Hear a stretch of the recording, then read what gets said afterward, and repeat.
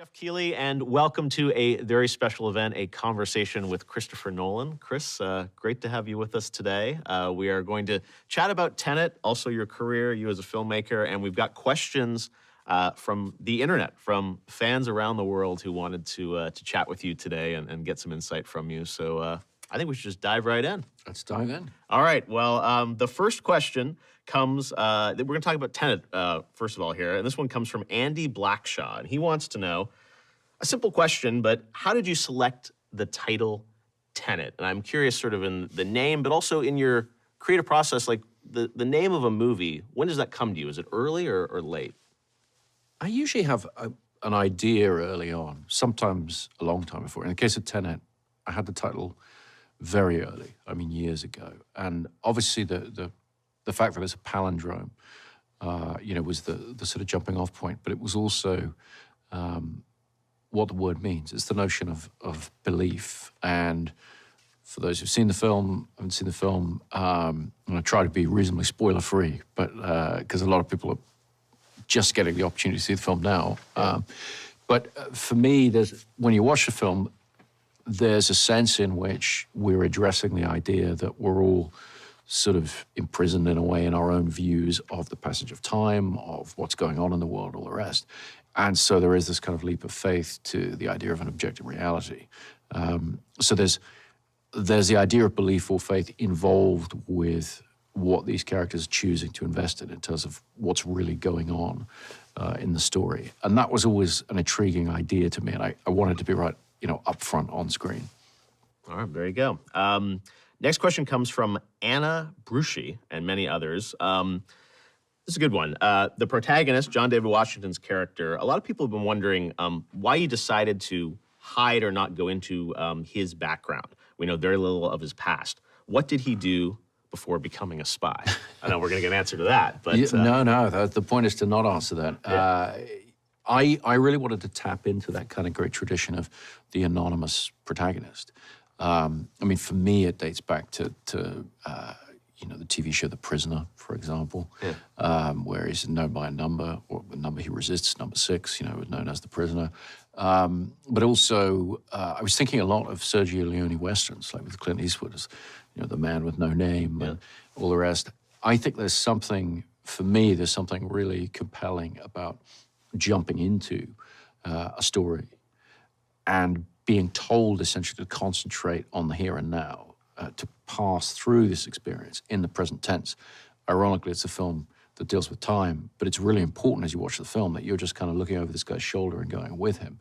Yeah. It's a very present tense presence in the film. And so deliberately not naming him, not including any of the information about how he might have arrived there, I think hopefully it draws attention to that idea and keeps people really focused on the here and now.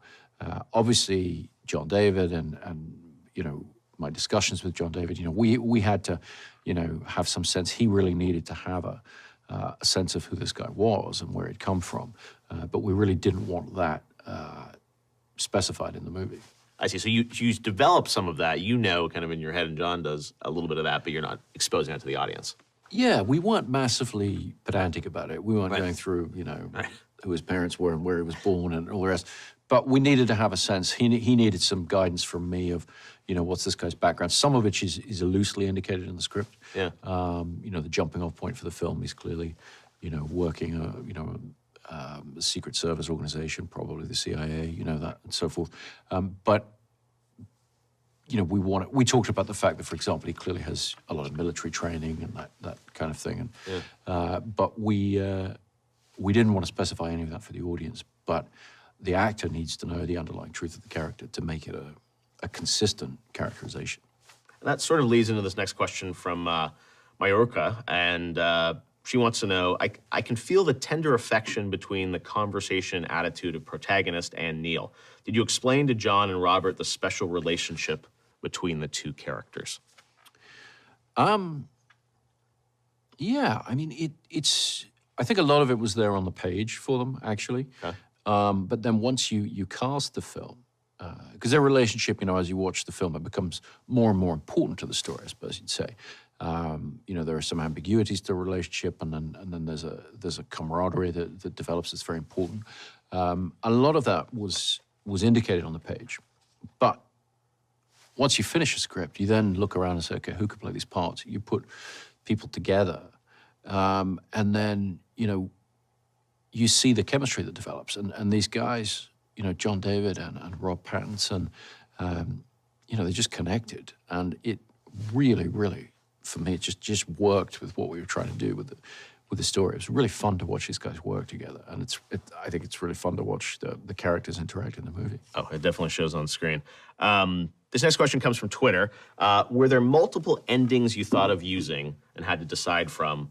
If so, what were some of them? I know, you know, often the ending for the film you'll think of pretty early in the process of kind of where you want to go. But were there other scenes or, you know, not deleted scenes, but sort of other concepts of the end of the film?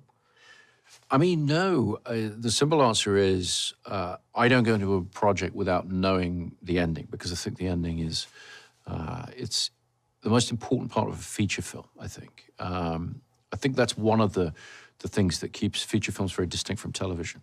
Because in a feature film, you know, you can have a 4-hour movie and the last 5 minutes can let it down, and then for the audience, the whole experience gets thrown out the window. It's like the end of an anecdote or the punchline to a joke. Like it justifies everything you've seen. So I always come up with the ending early on, and hopefully it's something that you know, it has to be something that emerges really specifically from the story situation that you're examining. So no, I don't sort of look at a mixed bag of potential endings and then sift through them. The only time I've ever, in my work, I've ever sort of had, as it were, multiple endings is when I made Insomnia for Warner Brothers years ago. They were very insistent that I shoot an alternative ending. I don't want to give away the ending of that film because a lot of people won't have seen it and maybe they'll get to enjoy it. But they wanted me to shoot 2 different endings, and I agreed to do that. Fortunately, because I'd shot this alternate ending, they never asked to see it. They knew it was in the can, and then they let me, you know, test screen the ending we all loved, and we went with that. But that's really the only time I've been in a situation where there was possibly going to be an alternate ending. That's not generally something I'm comfortable with at all. Right. Speaking of the ending, another question from Twitter. Did you make a Casablanca reference in Neil's last scene? Not mine. Well, I don't want to have any spoilers for people who haven't seen the film. Yes. But yes, there's very much a Casablanca reference in the last scene. Excellent. This next question comes from Vishesh.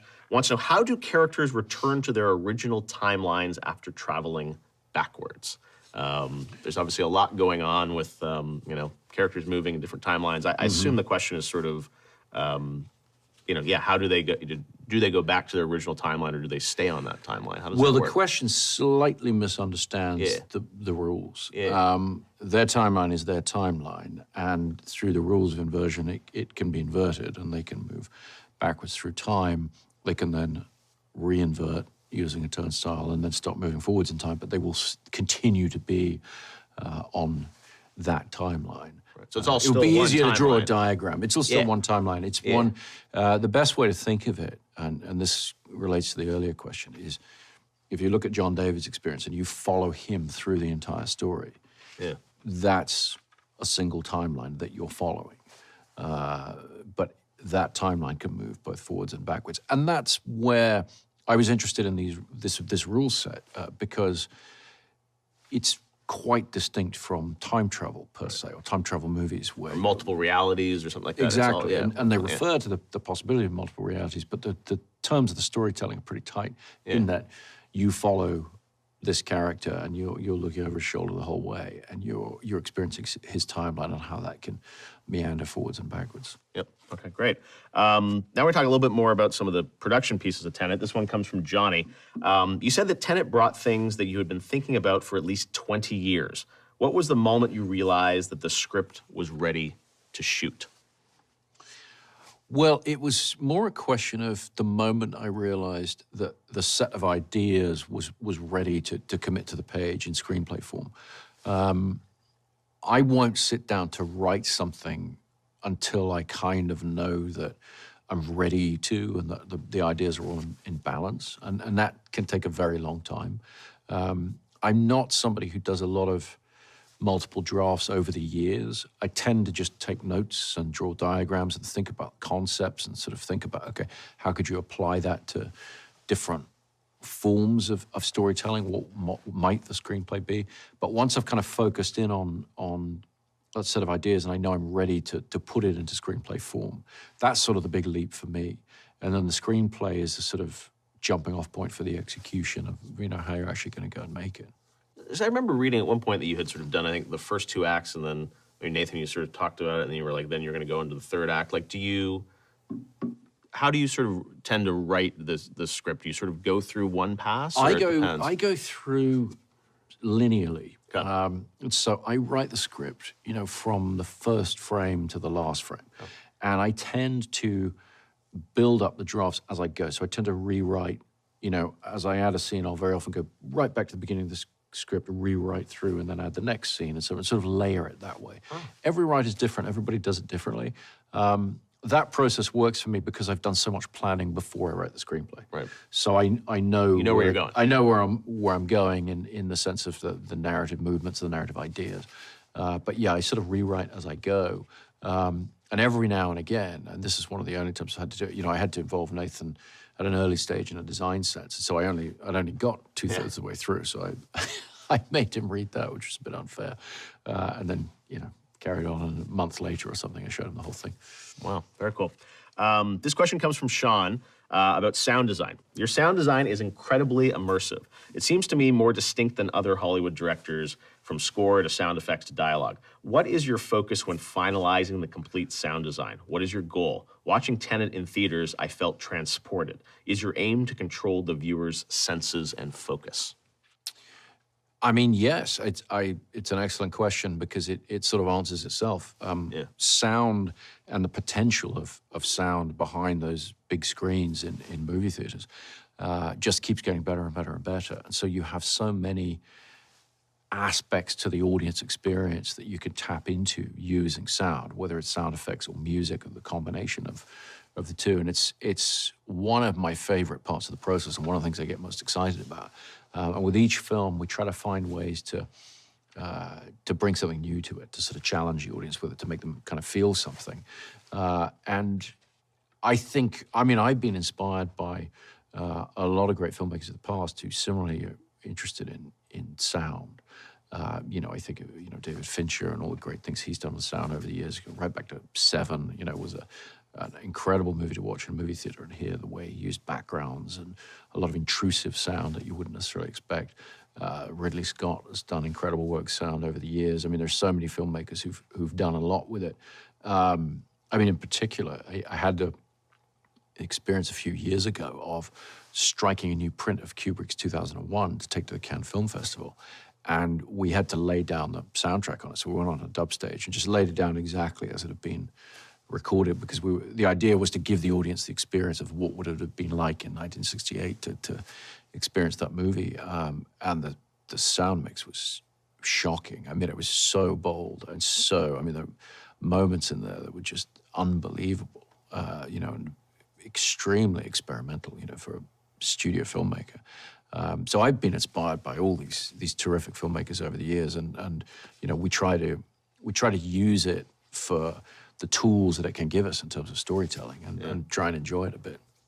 Speaking of sound, music, let's talk a little bit about your collaboration with Ludwig on this. One thing that I found interesting reading about this film is that, very early on, I think with a lot of your movies, the score and, some of the sound, comes in very early for you. Mm-hmm. It's not something where you show him the movie and then he goes and writes it. I mean, he's really part of the creative process from the almost the beginning, right? Of sort of just coming up with sort of like a theme or a... Yeah, from script stage or even earlier on some of my films. Yeah. I've worked with David Julian and Hans Zimmer and James Newton Howard over the years, and with all of them, and Ludwig was no exception. We talked early on, and I said, you got to understand, I don't like to use any temp music. So I don't like to take music from another film while I'm editing and put it on. So I need the composer to get involved at script stage and talk about the ideas and start writing pieces that aren't to picture. Because if you look at any film really, but in particular my films, they're very quick cut. There's a lot of stuff, put in there, and it's very difficult for a composer to write for a 10-second scene or something. I want the composer to come on, and Ludwig did this very early on, and just start exploring musical ideas at length. So 10-minute pieces, 20-minute pieces sometimes. And then the technology that exists for us to edit that music, to take it, unpeel its layers, edit it together in shorter form or to picture, we can do that in the edit suite very easily from what the composer's been doing, and then send it back to them and say, okay, how does this work? You can develop the score from both ends, if you like. Yeah. It's a really fun process, very dependent on modern technology, but technology that the modern composer, whether it's Hans Zimmer or Ludwig Göransson, these guys are all over this stuff, and they'll give you, a track, they'll give you a cue that's divided into sometimes hundreds of tracks. Wow. So all the individual sounds and all the things that you can manipulate and play around with and reorder and try them again to picture, and then sit. And with Ludwig, what we would do is, we would take his demos and we would work with him in the week, and then on Friday we would put the film up. We all sit there and watch the whole thing from beginning to end with whatever new experiments we'd done with the work he'd given us, and then he would go off and write for the next week. We'd do that for months and months. So, wow. All in, I think Ludwig, I think he worked on the score for over a year. Wow. It's a big commitment, and he did an incredible job. I'm absolutely thrilled with it. Yeah, no, it's an incredible score and soundtrack. And speaking of that, Riva has a question, wants to know about Travis Scott being featured in the movie. You don't normally have songs in your film, she says, and I know, that it seemed like that was maybe a somewhat late thing that came in, right, with that song, or was that always planned, or how did that evolve? No, it wasn't always planned. I've used songs on the ends of a few of my films. There's a David Bowie song at the end of Memento, for example. Yeah. There's a Tom York song at the end of Prestige. Sometimes that energy feels right to me. What happened in the case of Tenet is Ludwig was getting close to the end of the scoring. We keep watching the film, and then we started taking cues of his and putting them on the end to get a feel for when the credits were applied. Like, what's that going to be like? And we had a couple of things we were pretty happy with. But and this is his genius as a composer, but also as a producer, he sort of was able to step back from it and say, yeah, okay, there's something about, as he put it, there's something in the energy of the film that made you want something new at the end, that built on, or was built from things that you'd seen, but wasn't a reprise. Right. Often a reprise works really well. In this case, he felt very strongly that it needed to be new, and he suggested getting Travis Scott involved and, familiarize me with Travis Scott's work and the great videos he's done and incredible songs. And I said to Ludwig, look, this is a super exciting idea. What do we do? How would we go about that? And Ludwig invited him to a screening, actually in this very screening room. And Travis came and watched the film, and he was one of the first people, really probably the very first person outside of our immediate team who saw the whole thing put together, and immediately had a really exciting and energetic response to it that really showed, he really understood what it was we were trying to do with the music and what Ludwig had laid in there. So Ludwig sent him some of his tracks, and he turned them around and changed them and came up with this fantastic song that I then, when I heard it, we put it on the end of the film, it felt to me like we wanted to take some of his voice and layer it through the rest of the movie. So right from the first frame of the film, actually, there's a little bit of Travis Scott, in here and there, so that by the time you get to the end, you've sort of built up. There's a sound in your ear of his voice that sort of pays off at the end. And I think all of that, it was a really fun collaboration.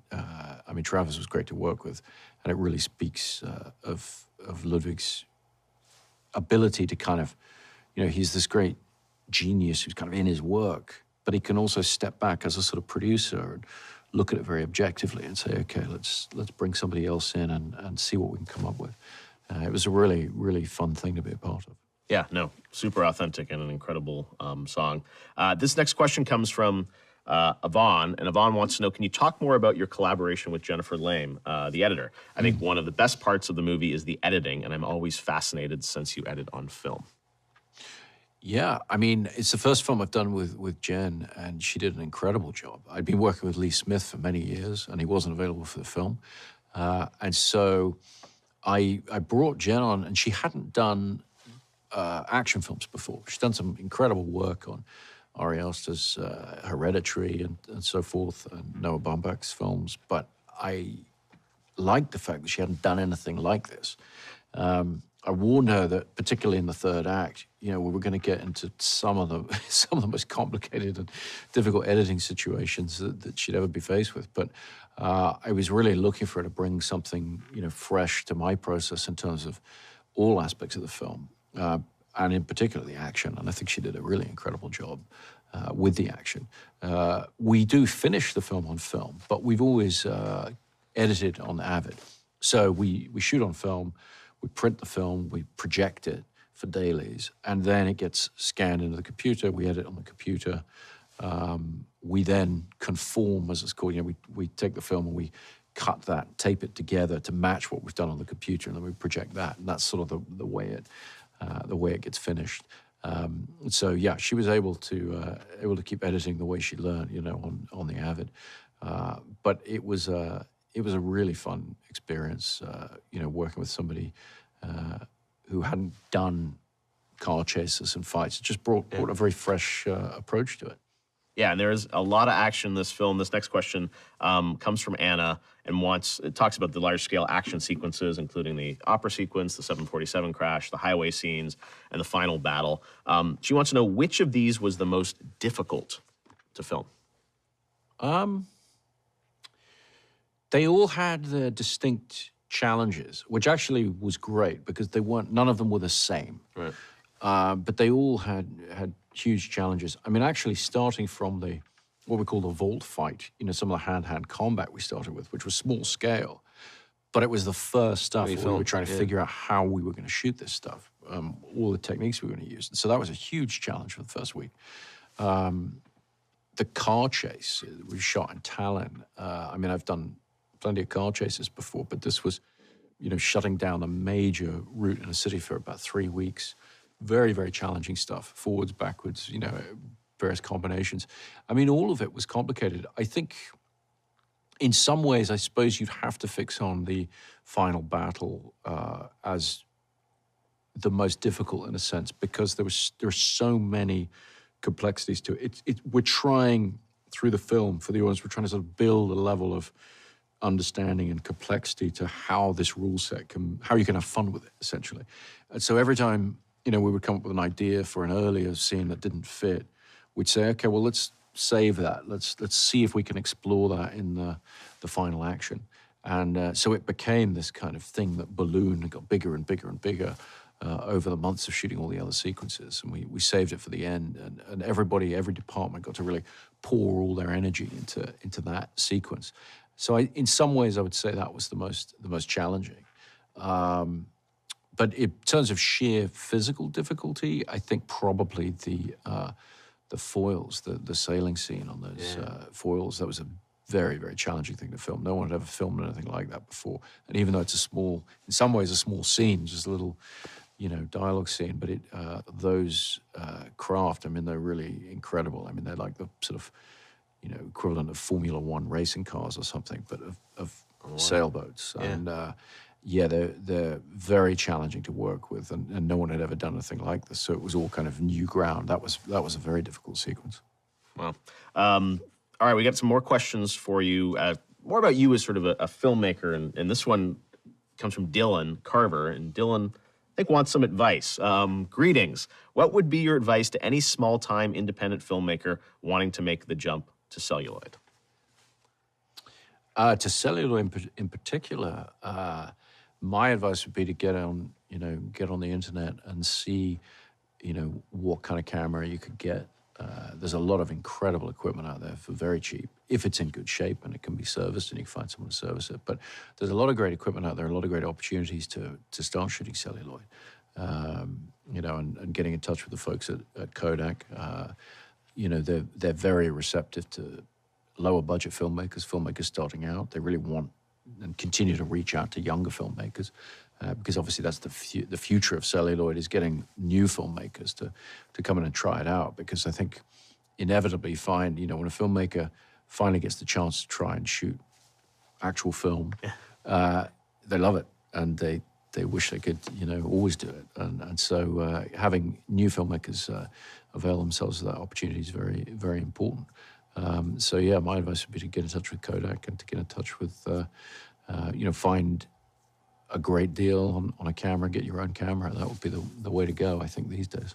Absolutely. All right, this next question comes from Riley Rucker. Since I'm involved, I'm not surprised this question came up.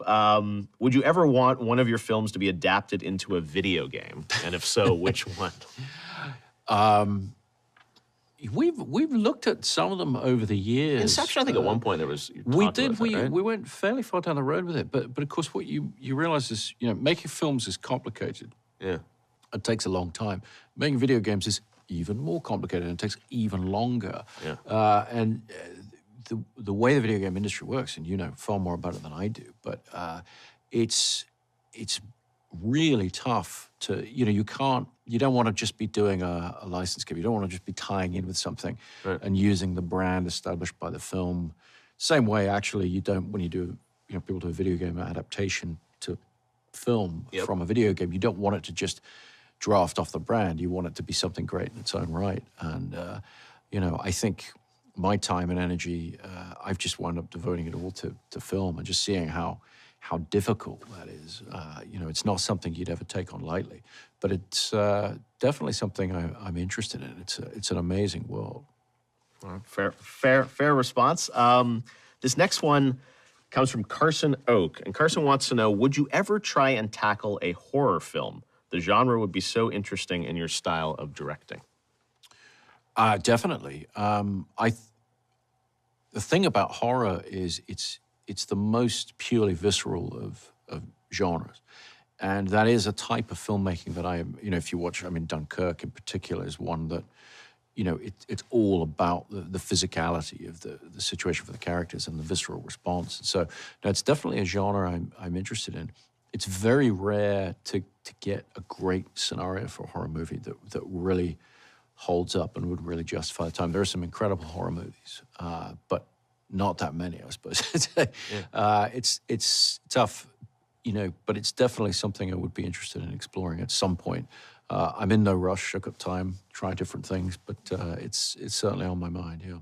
Speaking of like genres like horror, that video game question, when you think of your career kind of moving forward, are you intrigued by telling stories in other ways? I think of, games, but even you look at like Bandersnatch and like interactive things and things like, when you think of kind of the scripts and stories you want to tell, explore other genres, but are you interested in other forms of sort of, telling stories? I am interested in other forms, but I'm also, the longer I work in film, the more I'm sort of humbled by the sense of it as a medium, that it can do anything and be anything. And so, in a way, I feel like I'm just scratching the surface of what's possible in terms of what you could do with, the theatrical film format itself. So in a way, it's like I got plenty of room, and it's a plenty big enough playground to stay in a way. And so I think, as I said, the longer I work in film, the more I realize that the screen itself, the form of it and everything, they're just jumping off points for infinite possibilities. And so I think I want to carry on doing that. Nothing wrong with that. We'll look forward to what's next. Savigya wants to know, have there been times working on a script that you thought that you'd never be able to complete it? You have that writer's block? Every day on a script. Yeah, definitely. It's something any writer deals with a lot. Every problem always seems insurmountable. The cruel thing, the cruel trick that your mind plays on you when you're writing is you sort of go to bed at night thinking, I've got the whole thing worked out and I can write it no problem tomorrow. And then you sit down and you're like, hang on, it seems so simple till I started writing it. And you're often getting stuck. I think the longest I was stuck The longest I was stuck was on Inception. I got to page 80 or so. I had 2 acts of it, and I was stuck for about, 10 years or so, I did other things as well. I wasn't sitting at the typewriter, all work and no play. Yeah, it wasn't that. But, I was just jammed on it. And then I had a breakthrough. And the old cliche of if you're having trouble, if there's something wrong with the third act, it's actually wrong with the first and second act. That's where you really need to do the work. I have always found that to be true. Like if you're absolutely stuck, on that third act, it probably means that some of the groundwork you laid in the first 2 acts is flawed somehow. And with Inception, that was definitely the case. And I went back and with a new take on it, and it then got finished pretty rapidly. Do you tend to have a few ideas that you're most passionate about, kind of in parallel you're thinking about, or do you singularly focus on one project? It's different at different points in my life, really. Yeah.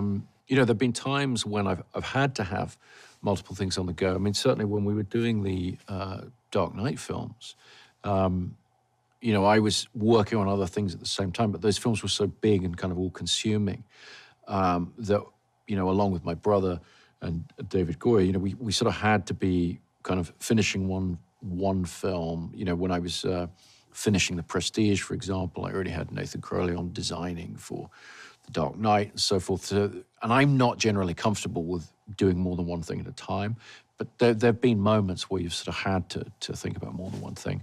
What I like doing between films is exploring a range of different ideas, a whole set of possibilities. But there's always that moment, for me at any rate. Other filmmakers are different, everybody's different, but for me, there has to be this moment where you commit, mentally you commit, and you go, okay, I'm gonna fully concentrate on this for as long as it takes to get it done. And before you get to that commit stage, do you have like a few ideas that are sort of populating in your mind of different directions and you pick one, or what's your kind of process of kind of picking the next project? It's different every time, just been different. It's literally been different every time. It comes back to story, simple as that. If you get wrapped up in the story and you feel you know how to tell it, then you get excited about, all that focus and all that concentration. And then you're creating a world that you're happy to live in for a couple of years. Because it takes a long time and it takes a lot of focus. At least the way I work, I'm not really able to do anything else when I make a film. So, you really have to know that it's something you're still going to care about in a couple of years. Yeah. This next question comes from Bojack. Bojack wants to know, in your formative years, did you ever have a mentor who played a part in who you are as a filmmaker today? So many great inspirational figures in film. But the wonderful thing about film and the era I've grown up in, as really I suppose the first, home video generation set of filmmakers on my age. So we got our first VHS player in the early 80s or when I was 12 years old or something. And so I've been able to grow up with inspirational figures in my creative life who I never met and I never had that particular mentor relationship with. My parents were very encouraging of me and lent me a Super 8 camera, old Super 8 film, when I was a little kid, I was 7, 8 years old. But I think I would point to being able to access all of film history through home video. And so, I was able to study the work of, Ridley Scott and Nicholas Roeg and later on, Terrence Malick and Kubrick and people like that. I then had the great fortune of being able to meet, some of these people, met the great Terrence Malick, and I've met Ridley Scott, and that's a wonderful thing. But you can have that. And for kids today, it's even more so. Everything is accessible so easily, which is a great thing because you can really drill into, okay, what are the great filmmakers of the past? What have they done and how have they done it? And really sort of study that for yourself. Yeah. This next question is about IMAX. Jacob wants to know, what is your favorite shot that you have captured with an IMAX camera?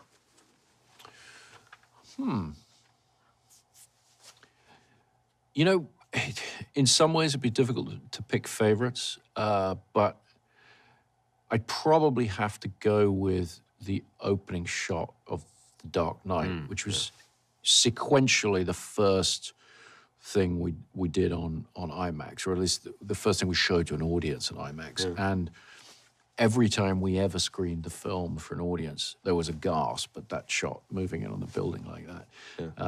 And it was thrilling to see people kind of respond to just the format itself and the shot. It'd be a toss-up between that and the shot of Heath Ledger standing on the corner that comes right after it, you know, holding a mask in his hand. I mean, there's something about that. It was another filmmaker actually came up to me and talked about, it was actually James Cameron. He had talked about shooting on IMAX for many years ago, and I'd first read about, you know, his idea about, well, you shoot larger format negative and you extract the 35mm portion. And so that stuck in my head, and that was eventually what we, you know, years later actually did, you know, on The Dark Knight. And you know, he told me when he saw that shot, he knew that it was going to work, you know, that the format and the formatting, the way we'd done it would work. There is some special relationship with that IMAX frame and that shot of he standing there in the corner. So there's a couple. And then we've gone on to do so many things that I've just loved doing with the IMAX camera. But there's something about those first couple things, where we didn't know if it would work. That was the thing. So to see that it worked, that was a unique thrill. Yeah, an incredible sequence. This next question comes from Ethan. Ethan wants to know, what would you say was the most challenging film of yours to make, and why? I mean, they've all been challenging in their own ways. You know, I find filmmaking incredibly fulfilling, but I do find it hard. I think if you were to ask my crew, I think Dunkirk rates pretty highly as a difficult film. I actually didn't find it so. I mean, I don't mind the weather and all of those conditions, and there was a real focus on a small core group of us, you know, around the camera in that film, so I actually enjoyed that one. I think Tenet was very difficult because of the range of action set pieces we were trying to do and how much of the world we were trying to cover. The combination of that with the unique sort of difficulty of visualizing how the timelines would work, of how the opposing timelines would work with this concept of inversion.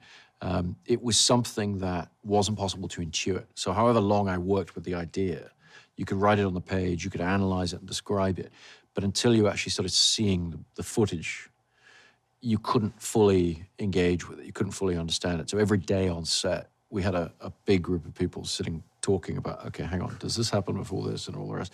And the way we dealt with that in the end was to have the visual effects guys do what they call previs, you know, pre-visualization of the scene, but not from a camera perspective, from a sort of... It's like a top-down. Diorama, like, yeah, kind of top-down. You could look at it at any angle and just look at the logic of that. And so, you know, Bodhi on set, he worked for the visual effects department. He would be my go-to. He would always have his laptop and he'd say, okay, tell me this. Does this happen before that? Is that, you know, whatever. And he would, every time he would start to answer and I'd say, don't answer, because you'll probably be wrong. We always are when we try and intuit it. Go away and study it for 10 minutes, then come back and tell me. And so that was how that went down. But that made it a very unique set of challenges, particularly for me, because I'm the guy who has to have the answers on set, you know, because the actors or technicians, whatever they're going to say, on how do you want this, how do you want that? And I had a good sense of things. But one of the things I found really exciting about working on this movie is you had to shoot it. You have to see it to understand it. You to know what it is. It doesn't really work fully as a screenplay. It couldn't be a novel. It couldn't be a stage play or a radio play. Like, it has to be a movie because the camera itself sees time and can show us time in different ways. And that's what the whole concept is based on. It's okay, let's look at time differently. Let's look at the action of a big action movie differently by approaching time differently. You have to see it. You have to experience the movie to kind of know what it's on about. Yeah, I can't imagine the continuity department on this trying to, you know, pull again. Did you ever trip yourself up at some point and say like, oh wait, no, we changed this, or like, you know, there's so many things going on in so many levels. You know, it's interesting. I made mistakes all the time. While I was writing the script, I was pleased to find out as we started translating the script into previs and answering all the questions that I hadn't made very many mistakes in the script. That I was sort of pleased about. I'd got into some kind of way of looking at it that actually seemed to work when you then looked at it objectively or kind of built a model of it. But every day on set, I, like everybody else, you'd be thinking procedurally about what order things happen in, and you'd make one mistake early on in your thinking, and then everything else is cascading. And we would all do it all the time. And the problem with that kind of cascading set of assumptions or mistakes is that because you don't know you've made an error in the beginning of your thinking, you are absolutely convinced. You can see it. And it was interesting. There was a level of humility that developed for everybody on the set where we all sort of learned to not commit, actually, and to say, I think it's this, but let's talk it through, which actually became a fun process in the end. Did you ever, did you have to reshoot something, or did you catch it early enough? Or I'm curious how that, manifested itself. I think the only time we made an actual sort of mistake was in the first week where we ran the camera the wrong way for the way we were staging the scene. And that was the kind of mistake, that we expected to make a lot. But having done it once, in the first week, we got pretty methodical about it. And, the camera guys, they had to film magazines for forwards, film magazines for backwards. And the backwards ones, they had kind of black and white checkered tape all over it and everything, so they would never pick the wrong one. And we learned, I think the reason we didn't make mistakes is we learned, and film units these guys are really good at doing this stuff this way, where you just systematize it. So nothing's casual, nothing's, if you watch a camera crew on a Hollywood set, the way they will pick up the camera, everything is systematized. They do it the same every time, so they know exactly to not make mistakes. And that got applied to our thinking in terms of how we would answer questions and how we would make plans, as we would talk it through in a particular way and then sign off on it once we'd, kind of done that process. The tricky thing is, on a big film, you actually have to be thinking about the next thing at the same time and the thing after that. You kind of got to be 2 or 3 setups, as we call them, 2 or 3 setups ahead to stay on schedule. And that's where it got really tricky, because if you're talking about, you're solving one problem, and if I would start talking about the next one as part of that conversation, which is what I'm used to doing, to keep going, it would throw everything. And so we had to be a little more linear. Wow. Next question comes from Duncan. Duncan wants to know, did you watch any film for reference before you started to write Tenet? No, not really. Well, actually, you know what? For my own writing process, I watched a lot of Fritz Lang movies, Fritz Lang Spies in particular. I get a lot of inspiration from going back to the silent era because it's just a completely different set of conventions then. And so you can be really inspired by it. It's sort of going back to what I call first principles of filmmaking. They're not dealing with any of the things that we're dealing with in the modern world. And so you're getting a really fresh look at genre. And I think Fritz Lang, in his work, is this incredible way of looking at the fanciful villains and so forth, integrated into a recognizable world. They're really inspiring from that point of view. So I did a bit of that. But then when we actually came to make the film, we didn't watch a lot of other movies. And you tend to do that sometimes. We do. We usually do screenings, and we didn't on this one, partly because it's a spy genre, and that's such a well-established genre.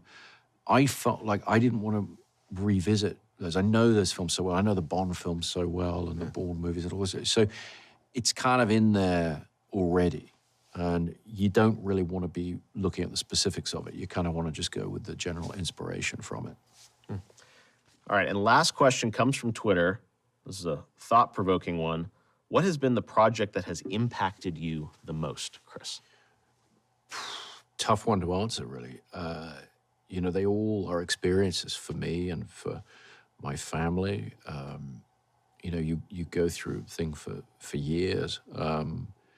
I suppose I would probably have to point to Memento as the single biggest impact, because it was a process of going through being a fully independent filmmaker where we're just, literally shooting with friends and family and catch as catch can and putting 16 mil films together and sort of spending other people's money.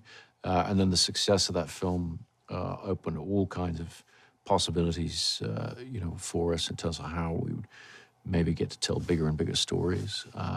But they've all had, an extraordinary impact on our lives one way or the other, because they're just experiences that you go through for years. And I love to work with, friends and family, and so they're kind of communal experiences for all of us that we go through.